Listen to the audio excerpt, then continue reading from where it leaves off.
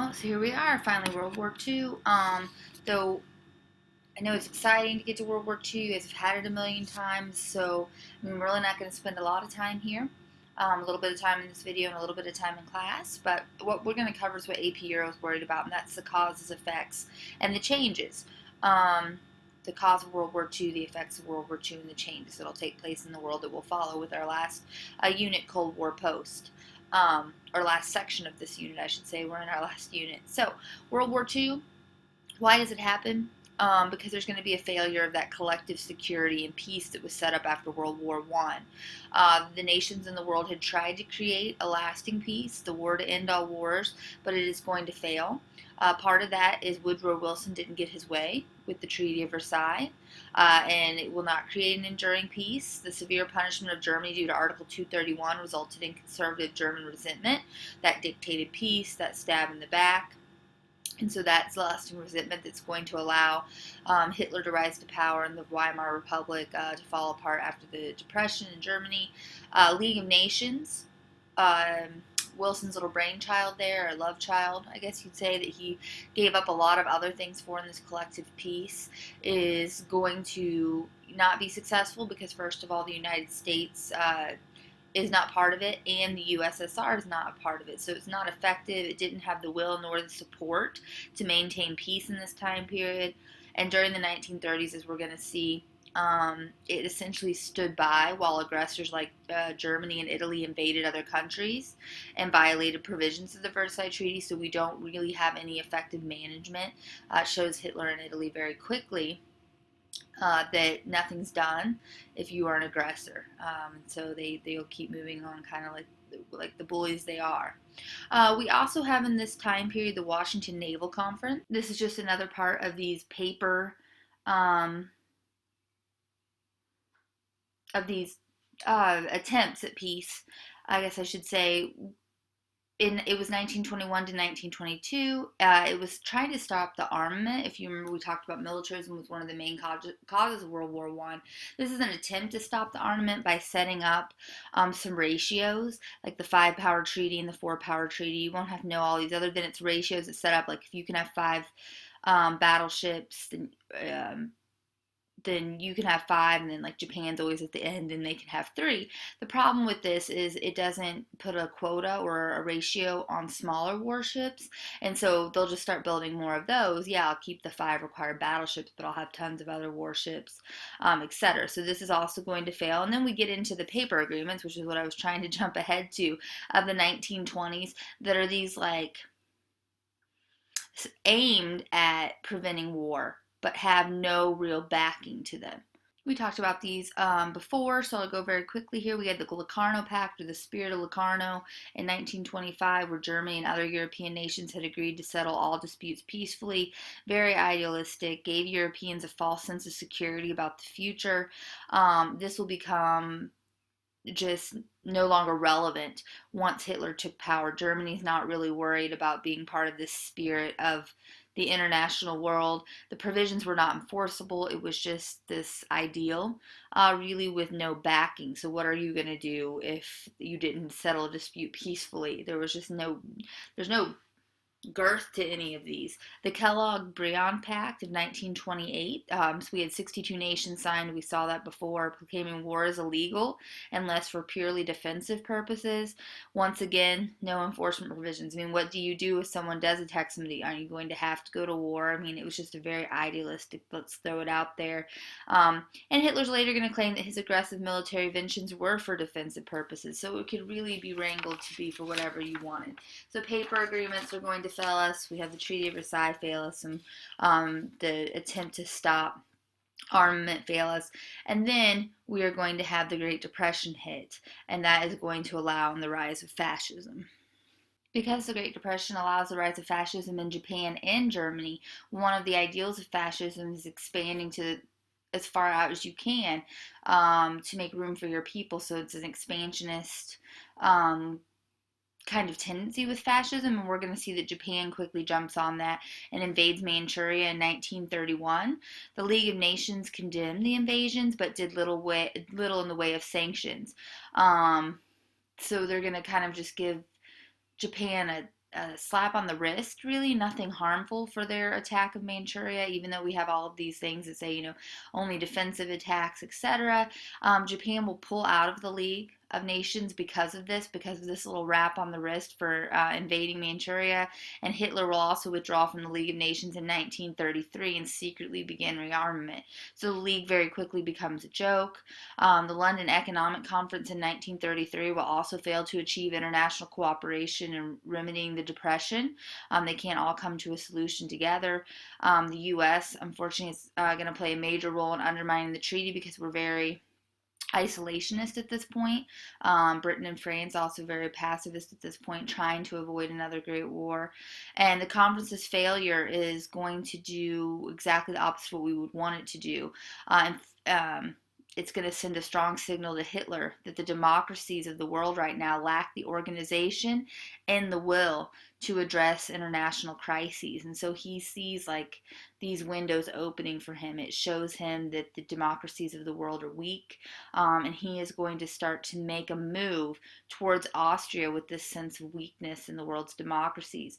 There are Nazis there that had assassinated the Chancellor of Austria.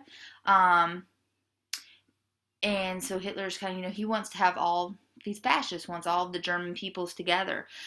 This movement towards Austria is going to worry Mussolini in Italy. They're not friends yet. We'll talk about them becoming friends in a second. But this is going to lead us to the stress affront of 1935. So as I said, Mussolini and others will grow concerned when Hitler withdrew from the Versailles Treaty.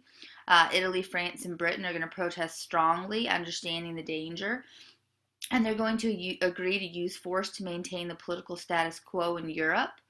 But what's going to happen is that Mussolini, ironically, who was worried at first, and in this stress affront that they built together, isn't going to stay here. So we're going to last for about a year. And then Mussolini's going to become friends with Hitler and ally to help fascists win in the Spanish Civil War. So he'll be pulled in another direction to get his benefit by becoming friends with Hitler. So we'll see this stress affront is really the only strong action the world will take against Hitler in this time, but very short-lived. And so speaking of Italy, Italy's had some anger issues from previously not getting agreed upon lands after World War I and from Britain earlier, and also from losing in Ethiopia, the only nation to do so in their attempt to colonize.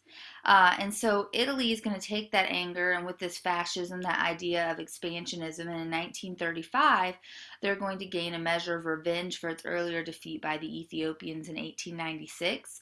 This time they're going to come in with all of this new technology, and 500,000 Ethiopians will die in the war compared to only 5,000 Italians. So very off-sided this time.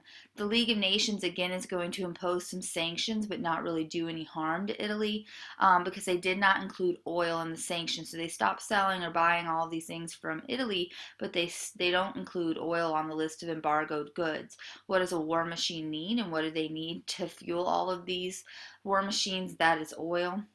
So it doesn't prevent Italy there. They also don't make an attempt to prevent Italy from using the Suez Canal on its way to Ethiopia, which, as you can see, made the trip very short.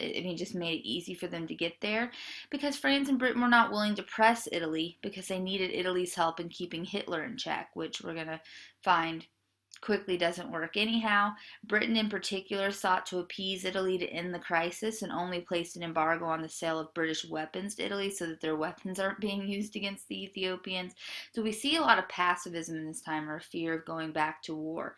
In 1936, the League lifted its sanction on Italy, so a very short slap on the wrist here, and the stress affront will now become defunct. All of this they did to kind of keep Italy on their side backfires anyway. Italy gets Ethiopia and leaves the stress affront to ally with Hitler.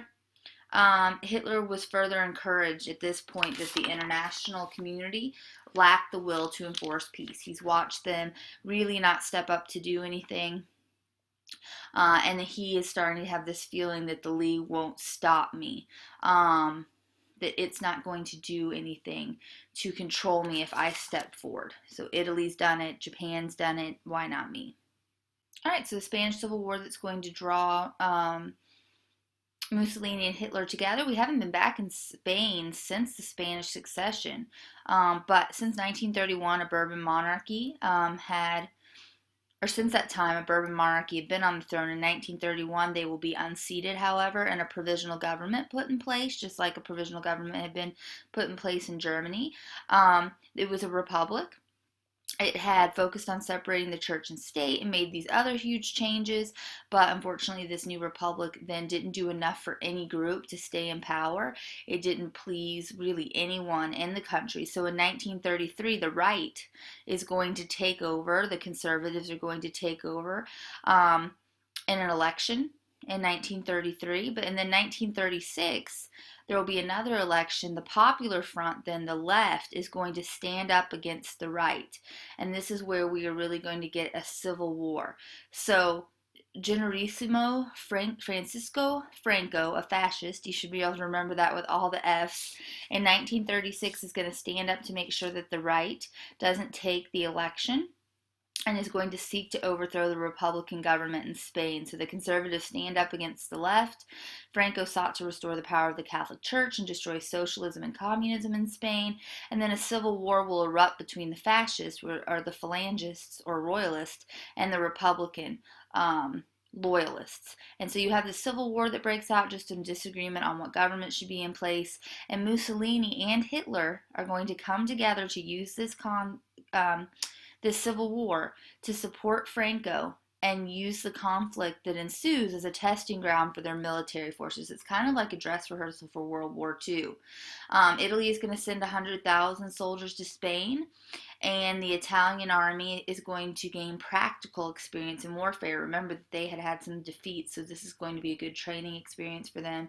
Germany's Air Force, the Luftwaffe, is going to bomb Republican-held cities, so this is really the first time we see bombing with airplanes, and it's going to be horrendous. The bombing of innocent civilians in the city of Guernica prompted Pablo Picasso to paint his masterpiece Guernica that we looked at in a lecture video, and I'm going to put a 3D account of that on here for you with this video. Take a look at it. It's pretty interesting. In 1937. So he gives us this painting in 1937. The democracies we're going to see again don't help, just like they hadn't helped in Ethiopia, just like they hadn't helped in Manchuria. They are still staying non-interventionist. Again, here's Picasso's painting that I'll put on there for you. You can just kind of like see the horror of warfare. It's pretty cool, the 3D video thing, and so you can take a look at that after this lecture video. Okay, so with the support of Germany and Italy, Franco is going to win the war and impose a fascist dictatorship in Spain. Help from Germany and Italy was the major cause for this fascist victory. I don't think that the Civil War would have really been successful without it. Just a little thing about Franco, he is going to hold power until the 1970s, so quite a long reign here. The League of Nations once again proved ineffective, and that's really the point to the discussion of all of this time in helping Republican loyalists against Franco. Shouldn't you be stepping in to help a republic, a democracy? Hoping to maintain peace, the British government had done little to help the loyalists, which is not what you would expect. So it's just going to further show Hitler, Mussolini, and now Franco that the world democracies aren't going to step in. In France, the issue of war had actually split the government and led to the fall of the leftist Popular Front. And so in response to military cooperation in Spain, the Rome-Berlin Axis was formed, or a Fastenturn, an alliance between fascist Italy and Germany, and their hope is that the world would then revolve on an axis of fascism, and the world's kind of been set up to show them that no one's going to stop that axis at this point. So it's in 1935 that Germany and Hitler, with this pretty clear view that the world's not going to do anything to stop him, is going to really start violating the Treaty of Versailles, especially with rearmament. His first step in doing so is going to be reoccupying the Rhineland in 1936, which is a direct violation of the Versailles Treaty as well as the Locarno Pact.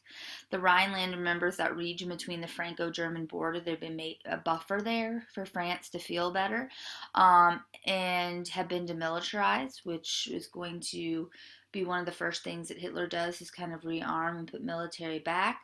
The German military high command was very nervous, fearing Germany was still too weak to effectively resist a Franco-British invasion. They were actually advising Hitler against this. They were worried he was being reckless. This is kind of his roll of the dice. He sends 32,000 troops in. This is him taking a risk, and it said later, Hitler was quoted for saying that if French had stepped and marched or done anything, he would have withdrawn. But they don't. They don't do anything, and it just confirms the League of Nations' futility in early crises, that they wouldn't do anything. France was unwilling to enforce the treaty without British aid, and this is a turning point in the balance of power. France was still more powerful than Germany in this time, and if they had put up any resistance, just like Hitler said, he would have backed away, and they would have been able to defeat and remove Hitler. It's the pacifism in Britain that doesn't come to the aid of France, stemming from the horrible memories of World War I, that made the government reluctant to risk another world war with Germany. And there were some people by this time that feel that Germany had been unfairly treated in the Treaty of Versailles, and aren't willing to, kind of like, hey guys, let's just look, maybe we should let them have that. And so for the first time since World War I, Germany now had troops close to the Franco-German border, and so we're setting our pieces back in play for World War II, and it's posing a major threat to France's security. And then on the other side of that, we're going to have Japan still playing some fascist takeover games, and we had seen them invade Manchuria in 1931. Japan is now going to invade China in 1937. The League of Nations is really going to stand by and watch the rape of Shanghai. And this is the raping as you think of it, imperialistic, fascist taking over, but also like the literal raping of the people. If you were a woman, you could pretty much count on being raped. There's some just pretty horribly vivid images from this time period. Won't go through all of them with you, but as you can see, just assassinations, cutting off of heads. There was actually a competition to how many people could, or how many severed heads that you could bring. I mean, it's just a horrific. There's this book, The Rape of Nanking. Just some pretty disturbing stuff that goes on. And if there was this time that the League should show that they're going to step in for human rights and this kind of abuse, it should have been here, but they do nothing. As Japan just literally rapes Shanghai, and did little. Just like a slap on the wrist again. And again, this just shows Hitler. He's going to get, even bolder. Because the League is really not stepping in to do anything. So as Hitler's getting bolder, his country's actually getting better. Germany's conquest in Europe are going to stimulate the economy with rearmament. It's going to kind of pull them a little bit out of that depression. Hitler is going to repudiate the Versailles Treaty and begin massive rearmament, which is a big trigger for this economic growth and recovery from the depression. And Hitler is then going to turn his attention on Austria. He was born in Austria. There are Germans in Austria. He's fascist. He believes there should be one Germany. And now Hitler and Mussolini are friends. So Hitler is going to demand of Austria that a Nazi be the head of the Austrian police. The Chancellor is going to say, we should have a vote of it. Hitler is worried that a vote will turn out not in his favor. And so he threatens military action. He's known as saying, I'll turn Vienna into Guernica. So the painting that we looked at in the Spanish Civil War. And it's Hitler's threat of military action that's going to force the Austrian Chancellor to resign. The Austrian Nazi Party will assume control and request that Germany annex Austria. Pretty much everyone in the government, except for one Nazi guy, is replaced or steps down. And then the Austrian Nazi Party will then step in and assume control. Germany is going to march into and absorb Austria without firing a shot. Lots of threats, but without firing a shot. And even Hitler is amazed at the joy in the streets when he arrives. And there's just really been this sentiment of a unification, including Austria, unification of German peoples. Um, British Prime Minister Neville Chamberlain is going to reject joining an alliance with France and Russia to stop this. He is going to kind of take a stance that Britain and Russia are being too aggressive diplomatically, and that might destroy future attempts at peace with Hitler. Right now, he's just kind of watching Hitler like, there are a lot of Germans there. Maybe we should just sit back, and when it really comes to something bigger, worry about making peace with him. As a result, the international community did nothing in response because of Chamberlain's rejection of joining an alliance. And this is where Hitler's going to turn his attention to another place that has Germans in it. He's just added 6 million Germans in Austria, and now he's going to go after 3 million Germans in Czechoslovakia or the Sudetenland. So Hitler is going to demand that Germany receive the German-speaking province in western Czechoslovakia, or else there would be war. Czechoslovakia is going to refuse. Remember, they believe self-determination. Wilson's 14 points, that they should get to decide how they're governed. It had well-defended borders along its border with Germany and had France as an ally. And this is really going to set people up for thinking that a world war now seemed imminent. And so the international community is going to have to step in here, because this is really that final, okay, there's been a refusal. Hitler's not going to back down. And so they call the Munich Conference in 1938. They meet in Munich, Germany. And the issue of the Sudetenland was to be resolved in a conference arranged by British Prime Minister Neville Chamberlain, who had previously decided to not stand up against Hitler or Germany, hoping that they could somehow find peace.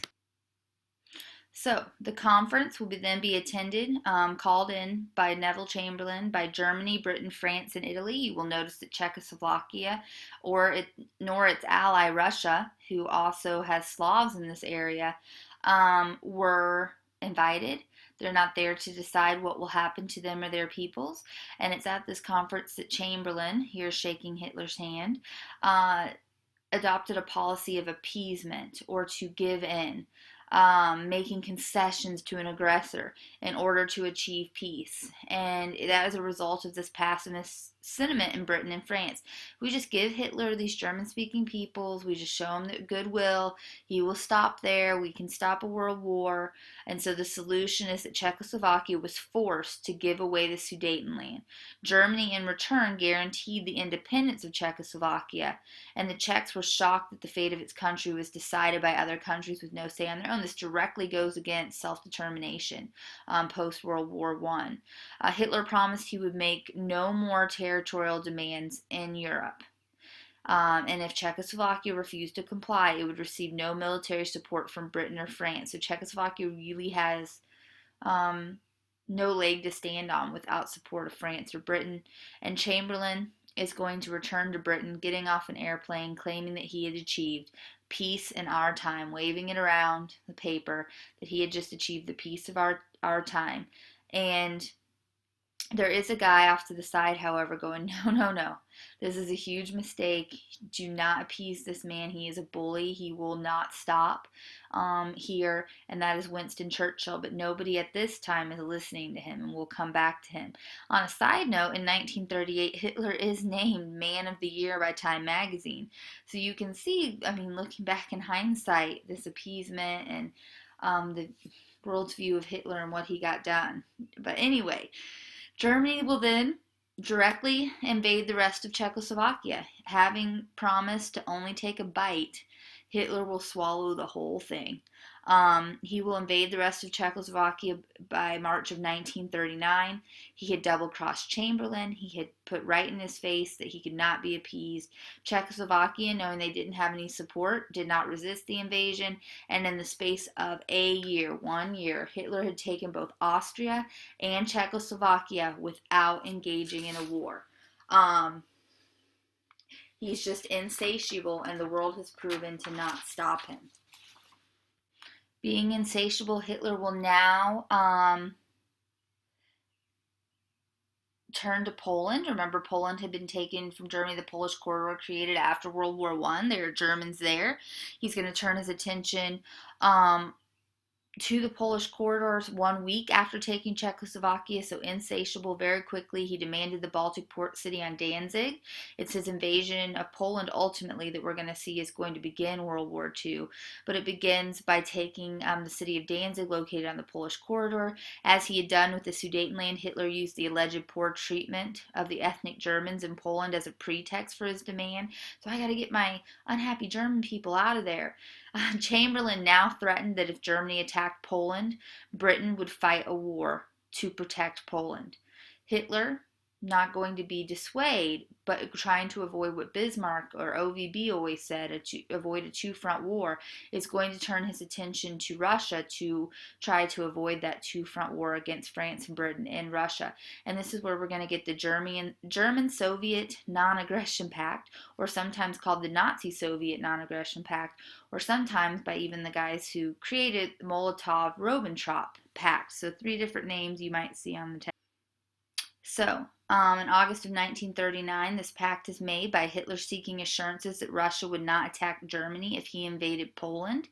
A guarantee of non-aggression would ensure that Germany would only have to fight a one-front war against France and Britain. You can see here this little political cartoon. They're like bantering back and forth, like the scum of the world, I presume, the killer of all workers, I presume, back and forth here. And then my favorite political cartoon here with Hitler and Stalin getting married, and it says, how long do you think the honeymoon will last? I mean, because the world was really shocked that the arch enemies, Hitler and Stalin, a fascist and a communist who hated each other, would make such an agreement. But there was a public part of this. Only the public got to see that there was a 10-year non-aggression pact between Germany and Russia. But on the private side of this pact, so just between Germany and Russia, really lied the reason that they would make this agreement. In the private agreement, Germany and the USSR would invade Poland and split the country in half. And so Stalin would also get the Baltic states of Estonia, Latvia, and Lithuania, as well as half of Poland. And so why did this happen is because of the private part of the treaty. France and Britain had offered Stalin military risk, like come into a war with us against Germany, without gain, and have proven to Russians really that they didn't kind of keep their promise after things anyway, while Hitler had offered Stalin territorial gain with no risk. Hitler's willing to do the work and let Stalin have the gain. So with this pact in place, Germany is going to invade Poland on September 1st, 1939, and this is going to mark the beginning of World War II. As on September 3rd, Britain and France declare war on Germany, and this is where we will pick up in class. So make sure your reading packets are done, your topic is chosen for your documentary, and that you have begun storyboarding, because we will have John from Ragtag in on Wednesday. Thanks, guys.